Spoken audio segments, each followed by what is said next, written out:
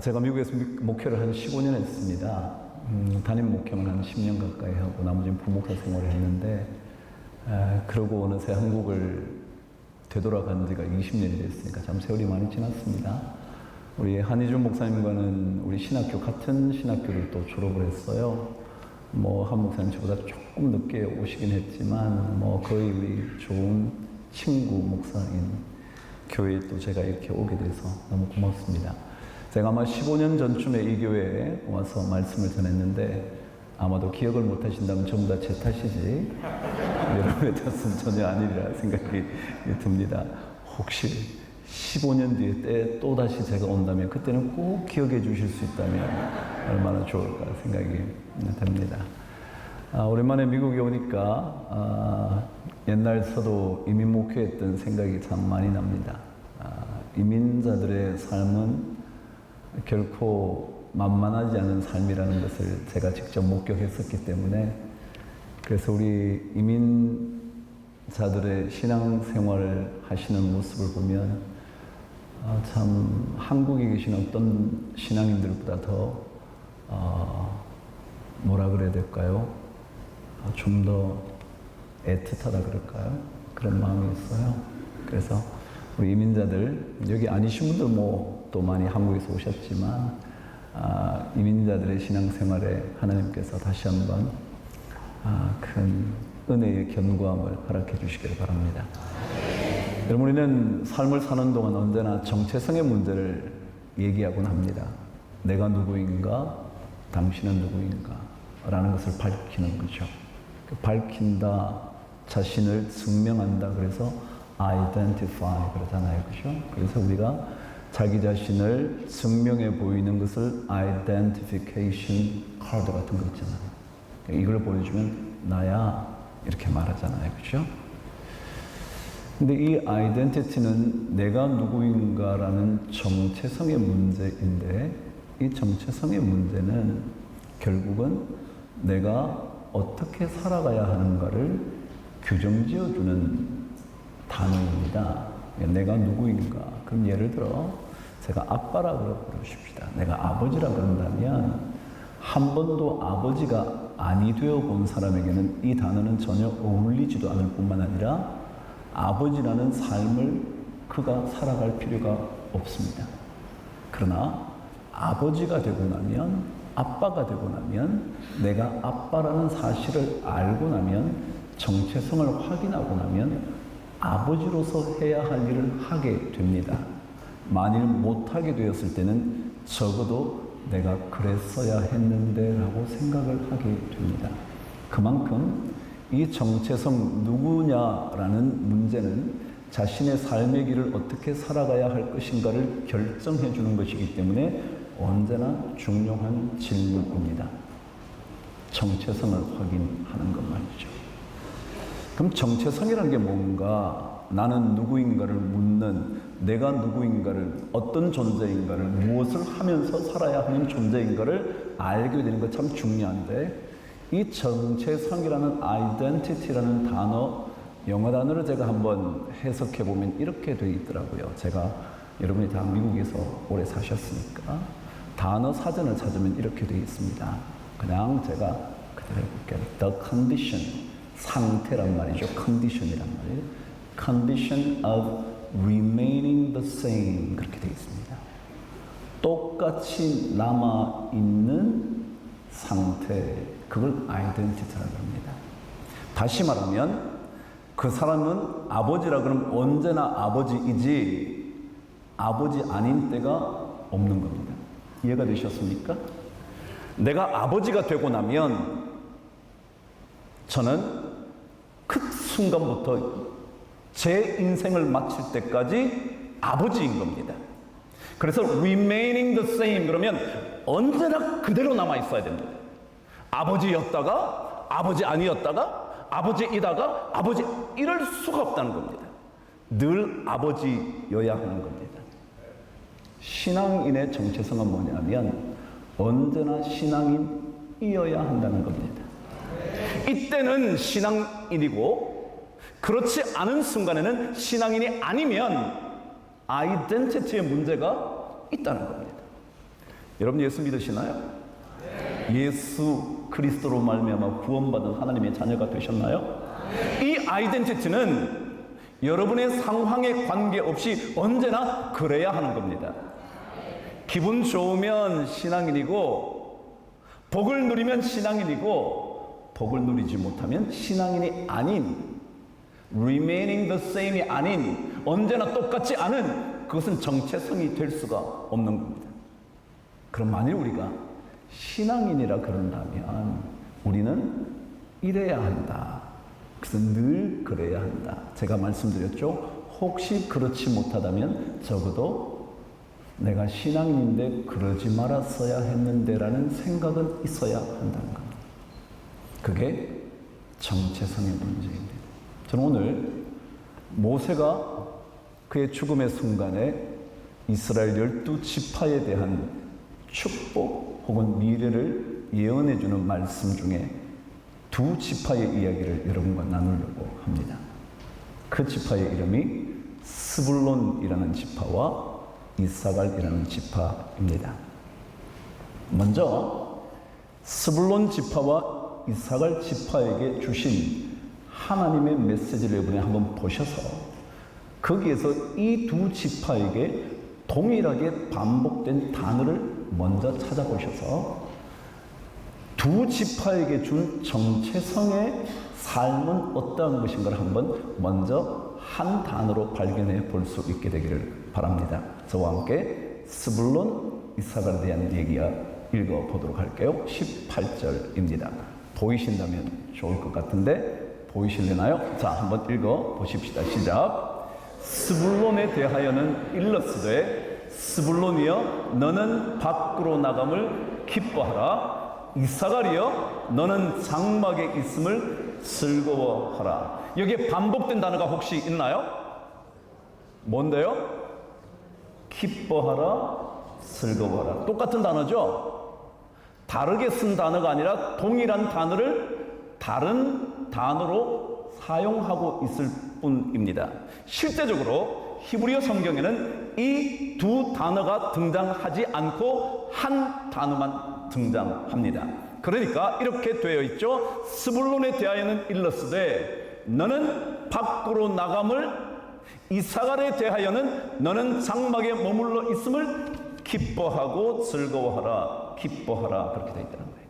다시 말하면 이 두 지파에 한 단어가 거기에 묶여져 있습니다. 다시 말하면 한 단어에 이 두 지파가 묶여 있는 겁니다. 무슨 단어냐면 즐거워하고 기뻐한다 라는 단어입니다. 자, 스불론 지파의 이야기와 이사갈 지파의 이야기는 그들의 이야기일까요? 여러분에게나 저에게도 해당되는 이야기일까요? 너무 쉬운 질문을 했죠? 쉬워서 대답하기 싫어서 안 하신 거죠? 그럼요. 성경 속에 등장한 이야기는 그들의 이야기가 아니라 여러분과 저의 이야기입니다. 스불론 지파의 이야기가 아니라 여러분 교회의 이야기이고 제 교회의 이야기이고 주님의 교회에 해당되는 모든 성도들의 삶에 해당하는 이야기일 겁니다. 이사갈 지파도 마찬가지고요. 근데 그 두 지파에 대하여 오늘 그들에게 요청한 것이 있었습니다. 아니, 명령하듯 알려준 이야기가 있었습니다. 스불론, 이사갈, 밖으로 나감 혹은 장막 안에 있음 기뻐해라. 핵심은 기쁨입니다. 여러분, 그리스도인들에게는요 가장 중요한 삶의 정체성 중에 하나가 뭐냐면 기쁨입니다. 저는 그래서 예수 믿는 사람들은 조금 기쁜 사람이면 좋겠다 생각합니다. 전 정말 목회, 저도 뭐 여기 다 그러시지만 저도 목회, 담임 목회만 30년 가까이 하는데 제가 내년이면 30년입니다. 부목사까지 합치면 훨씬 더 됐고요. 전도사까지 합친다면 더더욱이 그렇고요. 긴 세월 목회를 하면서 늘 생각하는 바가 뭐냐면요. 아, 예수 믿는 사람에게 너무 기쁨이 없다. 그게 저에게 참 큰 질문입니다. 저는 우리 교회에서 제가 찬양을 할 때 제 스스로 제가 제일 기쁘게 찬양한다 생각하는 사람입니다. 근데 우리는 참 이제 내가 매일 기쁘게 이렇게 찬양해야 되는데 내가 매일 기쁘게 안 기쁜 겁니다. 하나도 안 기뻐. 안 기쁜데 기쁘다고 부르는 거예요. 기쁨이라는 거예요. 저는 그리스도인들에게는 조금 더 기쁨이 있으면 좋겠습니다. 얼굴이 환했으면 좋겠습니다. 이왕이면 뭐래요? 다홍치마라잖아요. 이왕 여러분과 예수 그리스도를 만나서 하나님의 자녀로 살기로 결정했다면 오늘 말씀처럼 스불론에게나 이사갈에게나 기뻐하라는 그 말씀 여러분의 것이 되어야 되고 저의 것이 되어야 되지 않겠냐 말이죠. 기분이 좋을 때도 있고요, 안 좋을 때 있죠. 감정이라는 게 언제나 좋기만 하겠습니까? 그러나 그리스도인들은 감정적으로 좋지 않음에도 불구하고 하나님의 말씀 명령인 기뻐함에 집중하셔야 합니다. 안 기쁜데, 기쁘지 않은데, 기쁠 수 없는데, 그러나 기뻐해야 합니다. 그것이 주님의 명령입니다. 여러분 기쁘신가요? 네, 여러분 계속 기뻐하세요. 그냥 얼굴을 있잖아요, 자꾸 피셔야 돼. 얼굴을 피셔야 돼. 얼굴을 뭐요? 그래도 아직까지 전혀 너는 기뻐해라, 난 안 기뻐할 거야, 이런 사람 있어요. 저도 알아요. 그래서 제가 목회를 그만두려고 몇 번의 생각이었는지 몰라요. 진짜 그렇더라고요. 제가 그렇게 말씀드려도요, 넌 아무리 떠들어도 난 절대로 안 바꿔. 막 기쁜 게 웃는다고 기쁘냐? 여러분, 저는 어릴 때 이런 TV 프로그램이 있었어요. 제가 60이 넘었거든요. 그때요, 이런 프로그램이 있었어요. 웃으면 잘도 아시네요. 그때요, 그 프로그램이에요. 복 받으면 웃어요. 이런 프로그램 아니었어요. 뭐라고요? 웃으면 복이 와요. 여러분 웃어보세요. 웃으면 뭐가 온대요? 복이 임한다는 거예요. 근데 사람은 복 받으면 웃을 거야. 나한테 복 한번 줘봐. 좋은 일 만나게 해줘봐. 내가 안 웃나? 전부 다 그렇게 생각하는 거예요. 근데 아니요. 웃으면요? 맞아요. 어느 교회예요? 동탄시온교회예요. 이야. 왜냐하면 동탄시온교회는요, 표 하나가 있어요. 인사만 잘해도 먹고 산다. 그런 교회거든요. 인사만 잘해도. 여러분 인사할 때 이러면 재미없잖아요. 아, 어서오세요. 안녕하세요. 반갑습니다. 그래야 되는 거 아니에요, 그렇죠? 그럼요. 네. 아, 갑자기 우리 교회가 좀 불쌍해 보여요. 네. 아유, 정말. 그래요. 저는 조금 더 우리가 아무튼 기쁨을 좀 회복하자, 그런 생각이 듭니다. 근데 이 성경의 기쁨, 즐거움이라는 단어가 히브리어로 무슨 뜻이 뭐냐 하면 사마흐라는 단어입니다. 아무런 상관이 없습니다. 아시든 모르시든.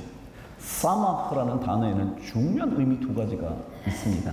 기쁨이라는 단어의 두 가지 의미. 첫 번째, 마음과 영혼에 관계되어 있는 것. 이렇게 되어 있습니다. 첫 번째 뭐라고요? 마음과 영혼에 관계되어 있는 게 뭐냐면 기쁨이래요.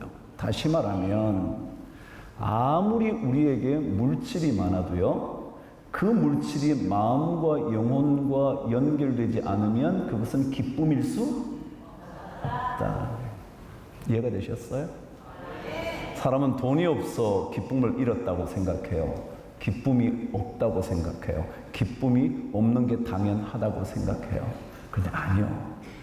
아무리 돈이 많아도요, 그것이 여러분과 제 영혼과 연결되어 있지 않는 것이면 그것은 기쁨을 줄 수 없어요.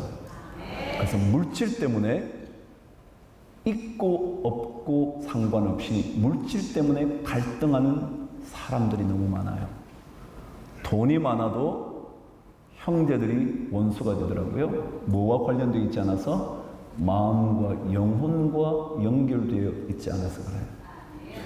마음과 영혼이 큰 물질과 연결되어 있으면요, 형이 좀 더 가진들 어때요? 동생이 좀 더 가지면 어때요? 더 어려운 누님이 가지면 어때요? 더 어려운 내 막내 동생이 가지면 어때요? 그게 마음과 영혼에 연결돼야 되거든요. 근데 그 마음과 영혼에 연결되어 있지 않은 채 우리는 계속 물질을 추구합니다. 지위도 마찬가지고요, 명예도 마찬가지고. 그래서 하나님께서 우리에게 말씀하시는 기쁨이라는 것은 다른 것이 아니라 물질이 많든 적든 상황이 어렵든 상황이 우리에게 참 멋지게 돌아가든 관계없이 그 모든 것이 내 영혼의 문제라는 사실을 깨닫고 사는 사람에게만 찾아오는 게 뭐라고요? 기쁨이다. 그래서 여러분이나 저나 다 예수 믿다 우리 얼마 후에 다 주님께 가잖아요. 그러니까 그때 갈 때 그 어떤 것보다 주님 그분 때문에 기쁨의 인생을 살다가 그 나라에 갈 수 있다면 참 좋겠습니다. 이민생활 어렵거든요. 부부가 일하지 않으면 쉽지 않은 이민생활이라 아내와 남편이 종토록 일을 하더라고요. 대개는 함께 일을 해요. 24시간 함께 붙어 있는다는 게 지옥 같잖아요. 그러니까 이민교회가 자꾸 갈등이 많은 거예요. 좀 떨어져 있다가 보면 그래도 그나마 괜찮은데 막 처음부터 끝까지 막 새벽부터 일어나가지고 막 너무 같이 있으니까 막 너무 힘든 거야. 웃는 분은 이민자들이잖아요. 그래 그런 거예요. 그만큼 어렵거든요. 그러나 그 어려운 상황에도 불구하고 스불론과 이사갈에게 주신 하나님의 말씀처럼 기쁨을 꼭 놓치지 않게 되기를 간절히 축복합니다. 두 번째 기쁨이라는 사마흐라는 단어의 뜻은요, 이렇게 되어 있던데요. 인생의 눈이 열리면 알게 되는 것. 그렇게 되어 있어요. 뭐라고요? 눈이 열리면 알게 되는 거예요. 눈이 안 열렸을 때는 기쁨인데도 불구하고 기쁨인 줄 몰라요. 그리고 기쁨 아닌데도 불구하고 기쁨인 줄 잘못 알아요. 그런데 이 사마흐라는 단어는 우리의 눈이 열리고 나면 그게 그런 거였구나. 하나님께서 고난을 주셨을 때도 눈을 뜨고 보니까 그게 하나님의 복의 시작이었구나. 이걸 알게 된다는 거예요. 알게 된다는 거예요. 엘리사의 종이 눈을 뜨고 나니까 자기들을 둘러싼 아람 군대보다 훨씬 더 많은 하나님의 불병과 불말이 있다는 것을 알게 돼서 기쁨이 온다. 하나님이 날 보호하시는구나. 눈을 뜨면 알게 된다는 거예요. 눈을 안 뜨면 우리를 포위하고 있는 적들 때문에 견딜 수가 없는 거예요. 내 삶을 짓누르는 너무 많은 일들 때문에 너무 고통스러운 거예요. 그래서 내가 이 삶을 살아야 되나 말아야 되나, 이 가정을 지켜야 되나 말아야 되나, 내가 이 사업을 해야 되나 말아야 되나, 내가 이 자식과 인연을 끊어 말아, 그런 거예요. 근데 눈을 뜨고 보면요, 그게 얼마나 놀라운 하나님의 복의 출발선인지 알게 된다는 거. 알게 돼. 이게 사마흐라는 단어라는 거예요. 그래서 오늘 성경은 이렇게 말하는 겁니다. 스불론에게 대하여 일렀으되 너는 밖으로 나감을 기뻐하고. 밖으로 나감, 잘 들으세요. 그 다음에요, 이사갈에 대하여는 뭐라고 말씀하시냐면 너희가 장막 안에 있음을 즐거워하라 그랬어요. 신학자들, 주석학자들에 의하면 이 단어 장막 안에 있음과 밖으로 나감이라는 이 두 용어는 삶 전체를 의미하는 것이다, 그렇게 설명했더라고요. 다시 말하면 밖으로 나가는 것, 안에 있는 것, 이걸 통틀어 말하면 삶 자체를 말한다는 거예요. 여러분 그렇잖아요. 일하고 나면 집에 오죠. 그게 집에 들어오면 장막 안에 들어오는 거잖아요. 그리고 장막 밖으로 나가면 뭐하러 가는 거예요? 일하러 가는 거예요. 그러니까 그렇게 보면 밖으로 나감과 안에 있으면 인생 전체를 의미하는 거 아니에요? 그렇게 하루가 쌓여 우리의 인생이 되어가는 거니까 말이죠. 그렇게 본다면 스불론과 이사갈을 통해서 들려주시고 싶었던 말씀은요, 모든 삶의 전 영역에서 뭘 놓치지 마라? 기쁨을 놓치지 마라. 밖에 나가 있든지 안에 있든지. 요즘은 여성들이 거의 다 일을 하더라고요. 그래서 집에 있는 것들을 견디지 못하는 사람들이 있어요. 자기는 집에서 뭐 한대? 썩는데. 집에 있는 게 썩는다고 생각하는 거예요. 내가 왜 여기 있어? 내가 재능이 얼마나 많은데 왜 남편만 별로 벌지도 못하면 저렇게 나가서 저러지? 내가 벌면 더 버는데? 그런 경우가 있다는 거예요. 그래서 자꾸 자기가 안에 있는 것에 대하여 뭐가 없다고요? 즐거움이 없는 거예요. 내가 꼭 이렇게 매일 밥을 해야 돼? 내가 꼭 이렇게 자식만 길러야 돼? 남편 당신도 자식 길러야지. 맞아요. 그렇지만 말이죠. 오늘 성경은 장막 안에 있음을 뭐해라? 즐거워해라. 또 남자들 중에도요. 일이 지긋지긋한 거예요. 우리 남편들의 아픔을 제가 남편이니까 알잖아요. 전 여자가 아니라 잘 모르지만 남자에 대해서 적어도 제가 알아요. 군대도 갔다 와봤죠. 뭐 해볼 거 다 해봤으니까. 그러고 보면 남자의 아픔을 알거든요. 정말 가기는 싫은데 정말 더 이상 이 일을 하고 싶지는 않은데 누구 때문에 하는 거예요? 한 말해봐요. 누구 때문에 하는 거예요? 우린 그걸 그렇게 말 처자식 때문에 한다고 그러잖아요. 내가 집사람이나 자식만 없어도 이거 진작 치워버렸을 텐데 정말 견디기 어려운 모멸감을 회사에서 당하면서도 뭐 때문에 참는 거예요? 그래요. 나가기 싫은데 그래서 장막 안에 있고 싶은데 뭐요? 밖에 나가야 되는 거예요. 근데 그걸 뭐 하라고요? 기뻐하래요. 여러분 코로나 지나봤잖아요. 일 안 하니까 좋죠? 너무 신났죠? 오늘 우리 이 교회에 우리 계시던 김형진 집사님께서 그때 자기는 안식년에서 너무 좋았대. 좋았지만 그거 한 몇 년도 지나면 미칠 것 같을걸요? 계속해서 정부가 돈이나 잘 주면 좋은데 안 주면 그때부터 어려워지잖아요. 그러니까 그렇게 보면 나갈 수 있음만 해도 뭐요? 기뻐하고 감사해야죠. 그게 오늘 이야기입니다. 그런데 실제적인 내용을 성경은 이렇게 가르쳐 줍니다. 스불론 지파가 이사갈 지파가 땅을 분배받았습니다. 모든 지파들이 분배받았죠. 뭐 말할 것도 없죠. 여러분이 아시는 것처럼 제가 또 있네요 거기. 네. 여러분 이스라엘은 이렇게 돼 있습니다. 이게 지중해거든요. 성경에 뭐라고 나오나요? 대해라고 나오죠. 큰 바다 말이죠. 이게 이스라엘 땅에 여기에 갈릴리 호수가 있고요. 요단강이 쭉 있습니다. 그리고 내려오면 뭐가 있어요? 이렇게 사해가 있습니다. 그렇죠? 염해라고 나오기도 하죠. 소금 바다라고 해서 그죠? 이스라엘 지파들이 땅을 이어받았던 데가 이렇습니다. 이 북쪽 지역, 갈릴리 이 호수 지역이에요. 이렇게 이쪽으로 이렇게 자리 잡은 게 아셀 지파입니다. 그 옆쪽을 자리 잡은 것이 뭐냐면 납달리 지파입니다. 그러고 난 다음에 이건 잘못됐습니다. 그림이 죄송해요.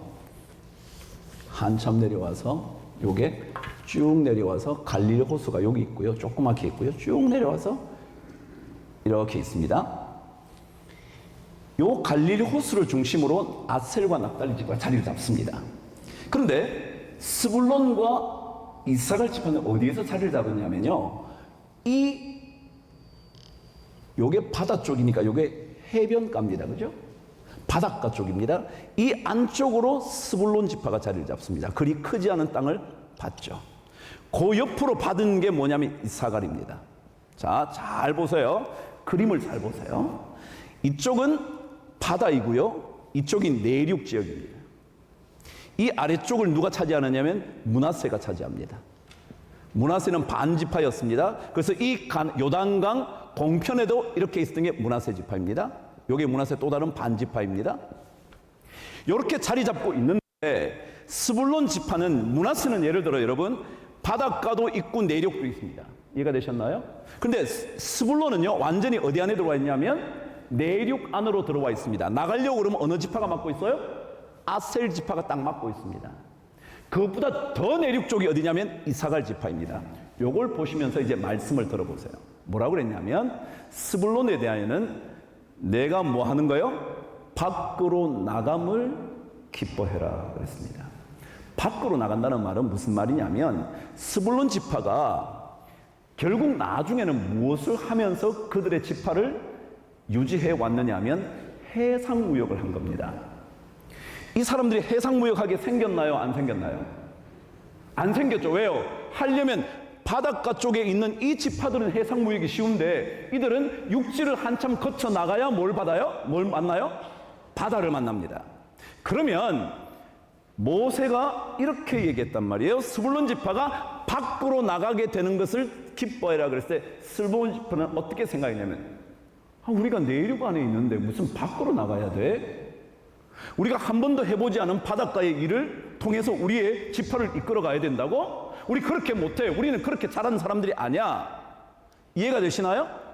그런데 뭐라고 그러냐면 너네들이 밖으로 나가서 해상무역을 해서 너네들 지파가 앞으로 살게 될 거야. 그래서 여러분 들으셨잖아요. 뭐라고 그랬냐면 바다의 풍부한 것과 모래의 감추인 보배를 너네들이 얻게 될 거다. 그런 거예요. 그러니까 이 스불론 지파는 사실은 안에 있고 싶었는데 자꾸 하나님이 뭐 하라는 거예요? 너 밖으로 나가. 그러니까 안 나가고 싶은데 나가라 그러는 거예요. 그걸 뭐 해야 된다고요? 즐거워해라. 그런 거예요. 자, 우리 인생에는요, 나가고 싶지 않음에도 불구하고 나가야 될 때가 있어요. 제가 조금 전에 한 남자의 이야기를 했던 것처럼 말이죠. 안 가고 싶지만 뭐예요? 나가야 될 수밖에 없는 때가 있을 때 그것을 뭐 할 줄 알아야 된다고요? 기뻐할 줄 알아야 한다고요. 왜 이렇게 나한테 이런 걸 시켜? 그러지 마세요. 그 일을 시켜주셨으면 그 일이 밖으로 나가는 일이든 저런 일이든 관계없이 뭐 하면 되는 거예요? 감사하는 거예요. 디모데서에는 그렇게 말해요. 하나님이 지으신 모든 것이 선함에 감사함으로 받으면 버릴 것이 없나니 그랬어요. 하나님께서 다 이렇게 야, 너 나가. 하나님 저 이때까지 한 번도 바닷가에서 살아본 적이 없어요. 저 바다에 대해서는 아는 바가 없다고요. 그럼에도 불구하고 주님이 나가라 그러면 감사함으로 받으면 버릴 게 하나도 없는 놀라운 은혜가 된단 말이죠. 그걸 하나님께서 말씀하신다는 거예요. 자, 그러면 다시 이사가를 한번 들여다보세요.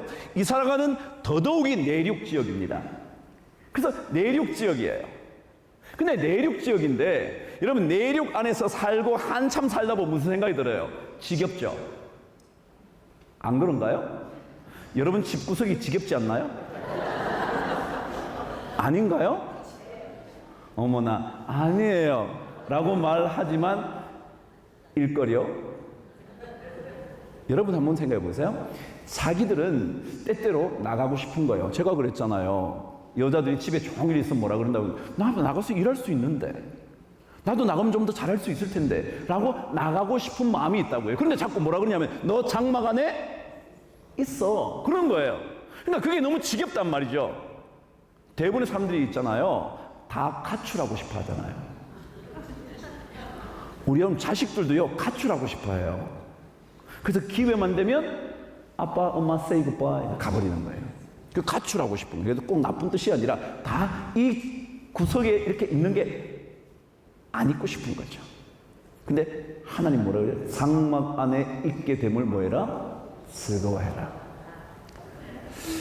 우리 목회자들도 이런 게 있어요. 한국에서 목회를 하면 어딜 가고 싶으냐면요 미국 오고 싶어. 미국에서 목회하고 싶은 거예요. 근데요 미국에서 목회 한참 하면요 전부 다 어디 가고 싶어 하냐면 한국 가고 싶어. 이게 뭐라고요? 장막 안에 있으라 그랬는데 안 있고 싶은 거예요. 조금 있다 보면 지겨운 거예요. 그만두고 싶은 거예요. 가정도 그래요. 내가 꼭 이 남자랑 살아야 되나? 생각 안 해본 사람이 있을까요 혹시? 그런 사람을 가리켜 천년기념물이라 그렇게 말하거든요. 정말 전부 다 그렇잖아요. 아, 내가 정말 여기에 꼭 그래야 되나? 직장 생활하는 남자도 마찬가지예요. 내가 이 직장을 꼭 이렇게 해야 되나? 전부 다 우리 제가 뭐 이민교회 해봐서 알지만 많은 분들이 참 좋은 실력을 가지고 왔다가 이민자의 삶이라는 것이 그리 녹록지 않다는 걸 발견하고 나면 굉장히 자괴감을 느끼잖아요. 아, 내가 정말 이러려고 이민 왔나? 그러면서 한 해가 지나고 살다 보니까 어쩔 수 없이 살게 되는 경우도 있지 않냔 말이죠. 그러니까 이 안에 있는 것을 우리는 견뎌하지 못할 때가 많단 말이죠. 그때 하나님이 뭐라 그러신다고요? 장막 안에 있음을 뭐해라? 즐거워해라. 그래서 저는 제가 처음에 그랬잖아요.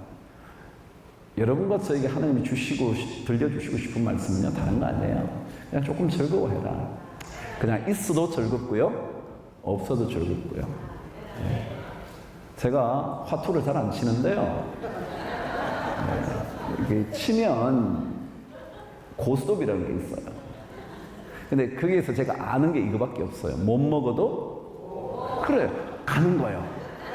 그래도 가는 거예요, 여러분. 이렇게 조금 안 좋아도요, 가야 돼요. 근데 우리는 안 좋으면 그만두고 싶잖아요. 가정도 마음에 안 들면 그냥 그만두고 싶잖아요. 내 일도, 저의 일도, 여러분의 일도, 사업도 좀 안 되면 그만두고 싶잖아요. 우리 목회자도 그래요. 이 교회 떠나면 잘할 것 같잖아요. 그런 마음이 다 있단 말이죠. 그런데 하나님은 장막 안에 있음을 뭐라고요? 즐거워하라. 여러분 그렇게 즐겁게 사시면 좋겠어요. 제가 첫날이라 무조건 제가 우리 교인들에게 버스에 오면서 그랬어요. 오늘 일찍 끝낸다. 여러분 걱정하지 마라. 첫날인데 이거 길게 하면 전부 다 졸느라고 정신없을 테니까 난 무조건 일찍 끝낼 테니까 여러분 걱정하지 마라. 그 다음에 혹시 졸게 되거든 꼭 이렇게 졸아라.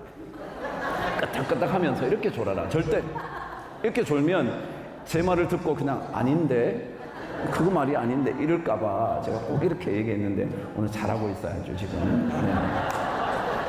그래요.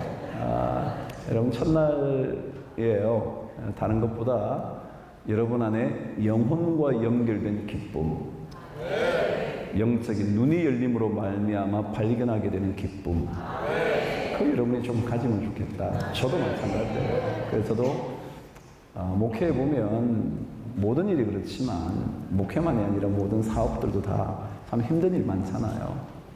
힘들지만 그래도 기쁨을 잃지 않으려고 저는 굉장히 애를 많이 쓰는 편인 것 같아요. 평강의 하나님이 여러분의 마음과 생각을 지켜주시기를 바랍니다. 우리 찬송가가 제가 하나 할 건데요. 아까 제가 불렀죠. 191장이요. 그 찬송 제목이 내가 매일 기쁘게, 그 다음에 뭐라고요? 순례의 길. 순례의 길은요, 만만한 삶을 순례의 길이라 그러지 않아요. 힘든 거예요. 순례라는 자체가 힘든 거라고요. 그런데 그 순례의 길을 어떻게 행한다고요? 내가 매일 기쁘게 순례의 길을 간다고요. 그게 우리 신앙인들이에요. 191장 한번 찬양할 텐데 혹시 한번 불러보실 수 있으면 좋겠네요. 그리고 잠을 깨고 끝내도록 하죠.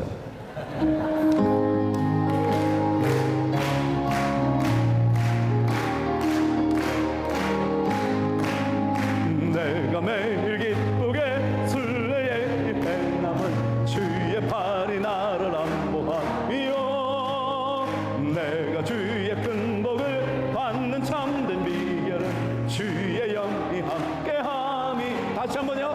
내가 매일 기쁘게, 내가 매일 기쁘게 순례의 행함은 주의 팔이 나를 안보하며 내가 주의 큰 복을 받는 참된 비결은 주의 영이 함께함이라.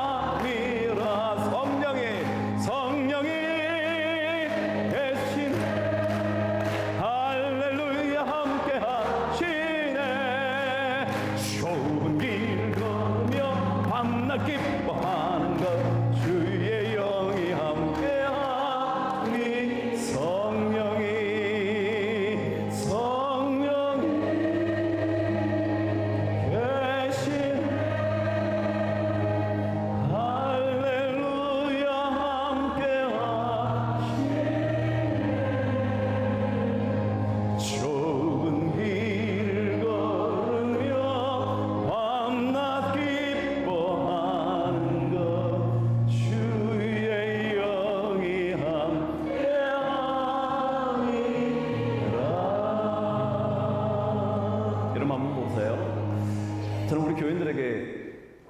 너무너무 자주 말해서 우리 교인들은 지겨울 만큼 많이 들은 얘기가 있어요. 여러분 찬양을 할 때요 진짜 하셔야 돼요.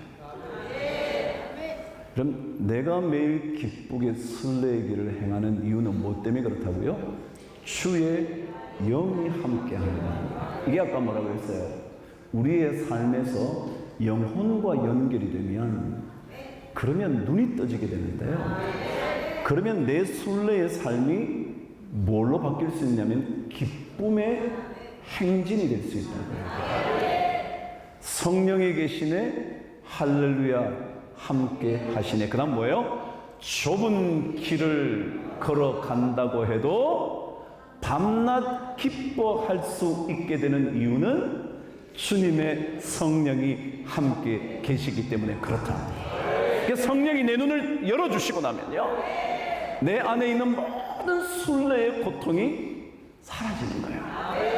그리고 충분히 걸어갈 만한 멋진 인생 길 같다고 생각이 드는 거예요. 그래서 여러분과 저의 인생의 좁은 길, 그게 장막 안에 있는 일이든 장막 밖에 있는 일이든 여러분 어떤 그 상황 속에서도 좁은 길이라 생각될지라도 그 길을 걸어가면서 기뻐할 수 있게 되기를 바랍니다. 후렴부 다시 할까요? 성령이 계시네 할렐루야 함께 하시네 좁은 길을 걸으며 밤낮 기뻐하는 주의 영이 함께하. 우리 3절 한번 해보실까요? 나와 동행하시고 모든 염려하시니 나는 숲의 새와 같이 기쁘다.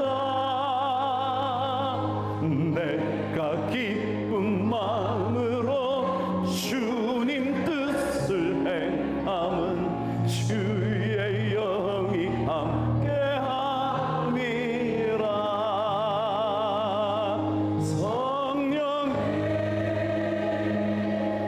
계시네 할렐루야 함께하시네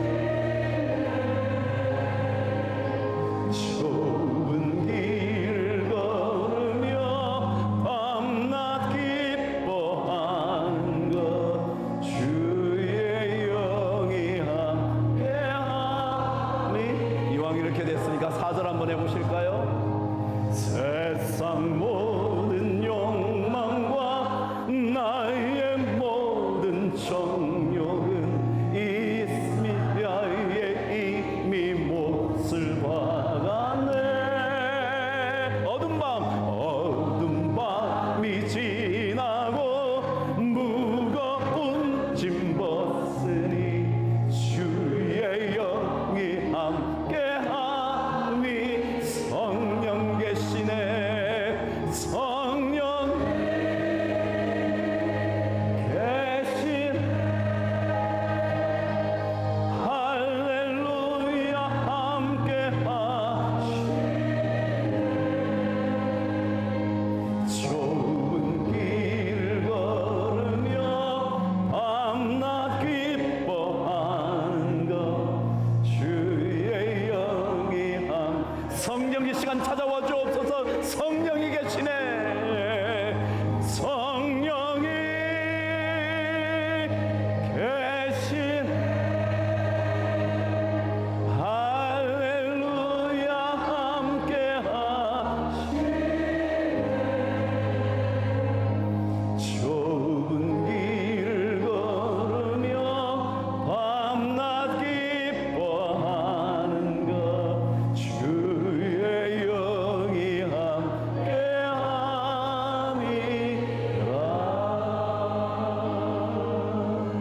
그럼 성령 하나님은 여러분과 함께 계십니다. 그분이 우리 안에 계시면 우리의 눈이 열리기 시작합니다.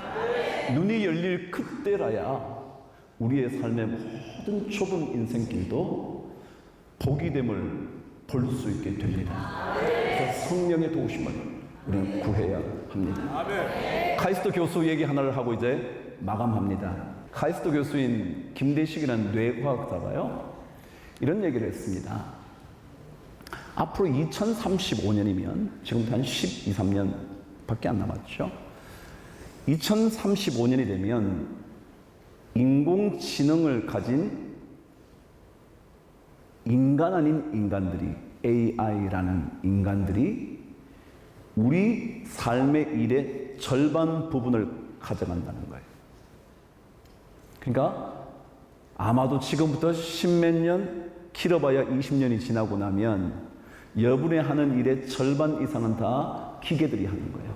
인공지능을 가진 어떤 사이보그들이 하는 거예요. 그러면서 그렇다면 그 남아있는 여러분, 인간인 우리가 할 수 있는 게 있어야 할 텐데 그게 뭘까? 어떤 인간이 남아있을 수 있을까? 그러면서 그가 강조한 것이 창의력이라는 것에 대한 얘기를 했습니다. creativity, create 할 수 있는 것. create는 누가 한 거예요? 하나님이 하신 겁니다. 그러니까 이 창조성은요, 저 혼자 해석은요, 하나님께서 우리에게 주시는 어떤 영적인 감동이 있지 않으면 우리에게는 창조성이 없습니다. 근데 어쨌거나 그 창조성을 가진 인간만이 인공지능이 지배하는 시대에서 살아남는다, 그렇게 말을 한 거예요. 그러면서 이 창의력이 어디서 생기냐? 첫 번째 얘기를 이렇게 말했습니다. 질문할 수 있어야 한다 그랬습니다. 질문할 수 있어야 된다. 그럼 이런 질문이에요. 내가 지금 살고 있는 게 너무 힘든 거예요. 그러면 힘들다고 집어치울 거냐? 집어치우지 않고 끝까지 갈 거냐? 나는 이 일을 해야 하나 안 해야 되나? 해야 한다면 왜 해야 되나? 무엇 때문에 해야 돼? 계속 뭐 해야 된다고요? 질문을 해야 된다. 아까 제가 제일 처음 뭐라 그랬나요? 정체성의 문제를 얘기하면서 제가 나는 누구인가? 라고 질문해 봐야 된다 그랬잖아요. 왜요? 내가 누구이냐고요. 내가 신앙인이고 내가 아버지이고 내가 뭐 남편이고 이것을 생각해야 딴짓 안 하는 거예요. 근데 그렇지 않으면 우리는 그 질문을 계속 하고 있지 않으면 정체성에 희미해지기 시작하면서 내가 해야 할, 가야 할 길을 하지 못하고 가지 못하게 된단 말이에요. 자, 그러면서 이제 또 한 가지 더 얘기를 했습니다. 질문을 하는데 이 질문을 하려면 언제나 모자람이 가장 중요하다. 모자람. 여러분, 다 있으면 질문할 필요 있나요? 여러분, 부자 청년이 뭐라 그래요? 야, 내 영혼아, 먹고 쉬고 자고 뭐 이제는 뭐 내 곳간에 그냥 가득 채워놨으니 그냥 평안히 먹고 쉬고 자자 놀자. 아무 할 게 없는 거예요. 질문이 있을 이유가 없죠. 그래서 부족함이라는 게 굉장히 중요하다는 거예요. 부족함. 그러니까 부족함을 인식하는 거예요. 그러면서 그가 자녀 교육에 대한 얘기를 잠깐 언급합니다. 뭐라 그러냐면 자녀들에게 전부 다 주려고 하지 말라고.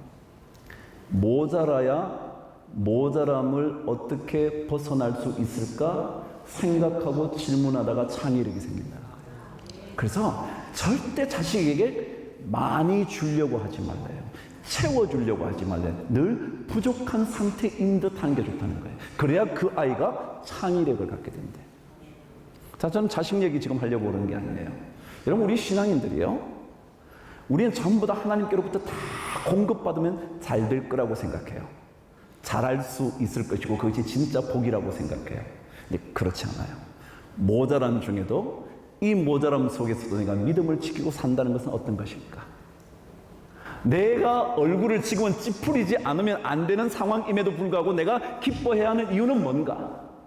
주의 영이 나와 함께 계시기 때문에 그렇다. 그럼 이것을 계속 질문하면서 부족함에 대해서 전혀 고민 안 하는 거예요. 뭐 부족하면 어때요? 부족함을 어떻게 빠져나올 수 있을까? 질문하고 생각해보고 기도해보고 하나님께 매달려보고 그러면 우리 삶이 훨씬 더 풍요로워진다는 거예요.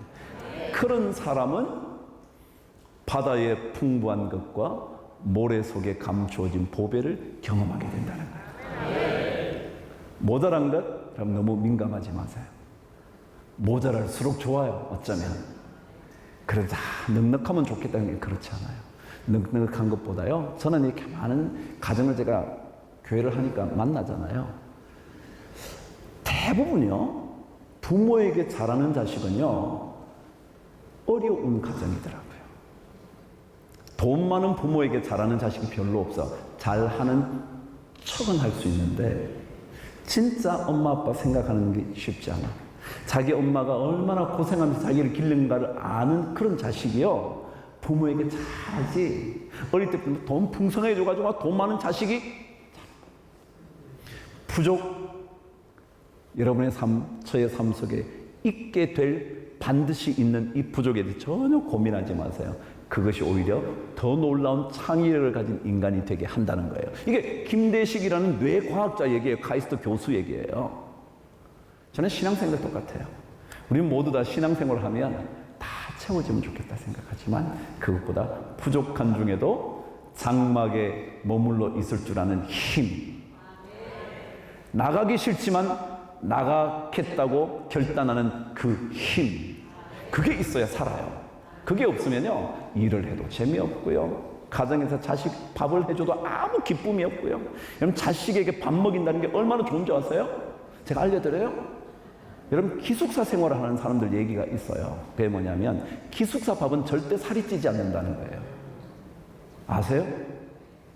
기숙사에 사는 사람들은 기숙사 밥을 먹어요. 식당에서 해주는 밥. 근데 그 밥을 먹고 살찌는 사람이 없다는 거예요. 이유가 뭔지 아세요? 그 밥을 하는 사람들이 자기 자식을 먹이듯 하는 사람이 거의 없다는 거예요. 근데 자기 자식이 잘해서 하여간 뭐 이렇게 반찬을 잘 못해도 우리 자식이 먹어야 된다, 이렇게 하는 그 밥을 먹어야, 집밥을 먹어야 산다는 거예요. 근데 집밥 아닌 걸 먹으면 살이 안 찐대. 그래요. 여러분, 우리 아무 좋은 거 많이 기대할 거 없어요. 그냥 하나님께서 주시는 것만 잘 먹고 살면 돼. 모자라도 괜찮아요. 많아도 괜찮아요. 그래야 여러분에게 큰 은혜가 돼요. 결론이에요. 이제 진짜 결론이에요. 우리 교인들은 이미 알고 있어요. 목사님 절대로 짧게 안 한다. 네. 결론할게요. 자, 19절 말씀 아직 안 했잖아요. 이때까지 18절밖에 안 했잖아요. 19절 하고 끝내려고 그래요. 자, 19절 한번 열어보세요. 이제 결론을 이렇게 짓는 거예요. 자, 한번 우리 복에 대한 얘기를 했으니까 19절에 이미 절반은 했어요. 19절 저와 함께 읽어보도록 할게요. 자, 시작. 그들이 백성들을 불러 산에 이르게 하고 거기에서 의로운 제사를 드릴 것이며 바다의 풍부한 것과 모래에 감추어진 보배를 흡수하리로다. 그래서 말씀 그대로 놔두세요. 없애지 마시고요. 잘 보세요. 장막 안에 머물러 있게 된 삶이든지 어쩔 수 없이 원하지도 않았던 밖으로 나가야 하는 삶을 살게 되었든지 즐거움과 기쁨을 놓치지 않고 사는 사람, 그들은 됐나요? 그들은 백성들을 불러요. 백성들은 중에 많은 사람들이에요. people, 사람들을 불러서 어디에 이르게 한다고요? 산에 이르게 한다고요? 여기에 산은 벌써 느낌이 있지 않나요? 성경 속에 나타나는 산이라는 의미는요, 하나님 만나는 곳이었어요. 모세가 얘기할 땐 더더욱이 하나님을 만나는 장소를 얘기해요. 거기에서 뭐 한다고요? 의로운 제사를 드릴 것이래요. 자, 삶 속에서 기쁨을 잃지 않는 하나님 그분 때문에, 성령이 함께 하심 때문에 기쁨을 잃지 않는 사람들만이 사람들을 불러다가 하나님께 예배 드릴 수 있게 만드는 하나님의 사람이 된다는 거예요. 내 삶이 조금만 어려우면 모든 어려운 얘기 다 꺼내는 사람을 통해서 하나님은 예배를 드리게 하시지 않는다는 거예요. 누군가, 여러분과 제가 평생 사는 동안 예수 누군가를 믿게 하려면, 그들을 불러서 의로운 제사를 드리게 하려면 어떤 상황에도 기쁨을 잃지 않을 때 그들을 보면서 저 사람 진짜 예수 믿나 봐. 나도 저들과 함께 뭐 해야지? 예수 믿어야지. 그래서 그 말이에요. 그들이 그런 사람들만이 백성들을 불러다가 야 여기서 예배드리자. 전도라는 건 그런 거예요. 나가서 물론 전해야죠. 예수 믿으라고 전해야죠. 그런데요, 그럴 게 아니고요. 여러분의 삶의 어떤 환경에서든지 기쁨을 선택하는 the condition of remaining the same, 언제나 똑같이 머무를 수 있는 상태인 아이덴티티를 가지면 그게 전도예요. 그럼 왜냐하면 그렇게 되면 그 사람들이 와서 하나님 만나야 되는 거구나 라고 의로운 제사를 주님 앞에 드릴 수 있게 된다는 거예요. 우리 이민 역사 제가 그랬죠. 교회의 역사라고. 이 교회가 앞으로도 이 땅에서 또 아니 우리 한국에서도 교회가 끊임없이 왕성한 교회가 되기 위해서는 여러분과 제 삶 안에 주의 영이 함께 계심으로 말미암아 기쁨을 절대 놓치지 않는 거예요. 그래서 그 기쁨이, 그 즐거움이 우리 모든 성도님들의 삶이 되기를 주님의 이름으로 축복합니다. 영화 하나만 더 하고 제가 끝냅니다. 또 끝냅니다. 이제 진짜 접었어요, 제가. 제가 제일 좋아하는 표 같은 게 있습니다. 그게 뭐냐면 우리 자식들에게도 얘기합니다. Bloom where you are planted. 들어보신 적 있을까요? Bloom, 꽃을 피운다. Where, 어떠한 곳에서 you are planted. plant는 심는다는 거예요. You are planted니까 심겨졌다는 거예요. 수동태죠? 심겨졌다는 거예요. 그 다음에 where니까 심겨진 그 장소에서 뭘 해라? 꽃을 피워라. 그거예요. 여러분 가정 싫으신가요? 일터 싫으신가요? 그 자리에서 뭘 피우시라고요? 꽃을 피우세요. 이 교회 좀 마음에 안 드시나요?